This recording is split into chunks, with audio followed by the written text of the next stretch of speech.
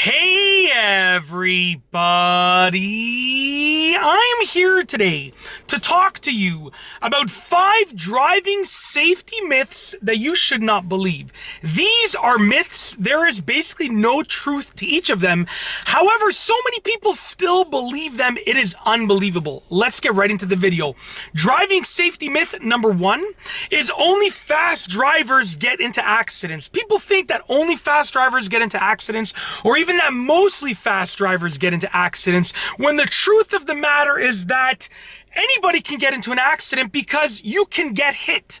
So meaning, yes, a fast driver might be, and I'm not sure about this statistic, I'm just saying that they might be more likely to be the cause of an accident, but they can hit you. So even if you're a slow driver or a safe driver, you can still get into an accident just like that. So the key factor here is to drive defensively. By driving defensively, you protect yourself against those other drivers that aren't the best, that aren't making the best decisions on the road, okay?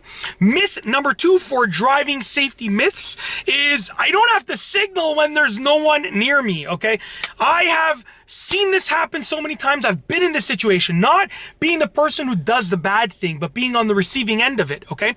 Many times as well, you know, people, they think that there's no one beside them. So they don't signal, they start switching lanes, and then all of a sudden they just start drifting into your lane because they didn't see you there. Either they didn't check their blind spot or they just didn't see you. We're humans, we make mistakes. The other day, actually, I was just driving and a guy just started drifting into my lane, okay? No signal, no anything. He was driving with many more people than there were seatbelts in the car. There was 5 seats in the car, it looked like. It's a regular vehicle, and there must have been like at least 7 or 8 people based on the number of heads that I saw. So thankfully I honked my horn and nothing happened. But that could have been tragic because there wasn't enough seatbelts in the car, I'm presuming, for the number of passengers in there as well. Always signal, because you never know who's beside you, and people make mistakes, okay? You might not see the person there, and just always signal, man. I hate people that don't signal. So just please, for me, you're watching this video, for me, please signal, okay? Number 3 is you can't do anything to prevent accidents. People think, oh, you're driving, it's risky, it's dangerous. It is what it is. I hate that. It is what it is. I hate that line. It isn't what it is. You have choices. You can prevent things.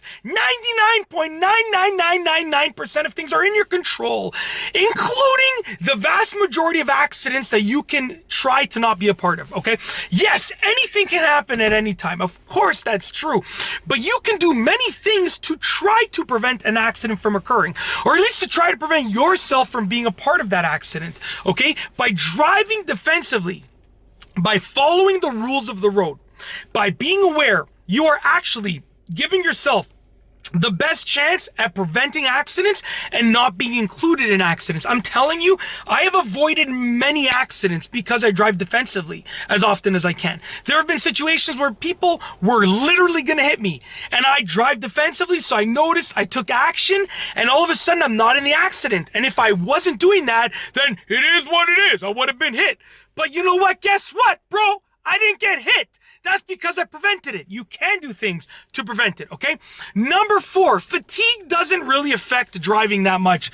Listen, fatigued driving is horrible. There are many horrible things that you can do behind the wheel. Don't get me wrong. I don't do any of them, just to be clear. I am like crystal clear behind the wheel all the time.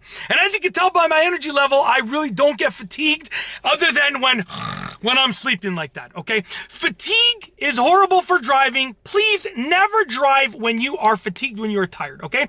Either take a nap before you leave the house, drink a cup of coffee or a cup of tea, whatever the case is, do whatever you need to do to not be tired when you're driving. It's as simple as that, okay? Number 5, the last driving safety myth for this video is that deflating your tires will give you increased traction. A lot of people think that by deflating your tires a little bit, that they have a bigger surface area, because you deflate them, they get a little bit more flat, right? When they get a little bit flatter like that, they have a bigger surface area or surface area of contact with the road, that therefore will make them act as if they're wider tires. Yes, it's true that they have more contact with the road, but tires are meant to be driven at a certain inflation level of PSI. So if you don't inflate them to the right PSI and they're deflated, they're not going to perform as well. I don't know the science behind this. Like, I don't know. I haven't tried it or done the research, but from everything that I've researched and everything that I understand, just keep your tires inflated at a normal level. If you want better traction, get better tires, or get tires that are meant to be wider. That's totally a different story. Don't deflate your tires. You know, you might get a little bit of a benefit in one area by deflating them, but you're going to get a loss in another area. So overall, I would believe that your traction is not going to improve, right? You might get more contact with the road, yes, but you might lose it in another area. So, you know, I think that from what I've read, and from what I've researched, you're not going to get better traction. That's it. If you like this video, please be sure to give it a thumbs up. Let me know what you think down below as a comment. And of course, be sure to subscribe for more great videos just like this one. And that's all I have for you today. Thanks for watching.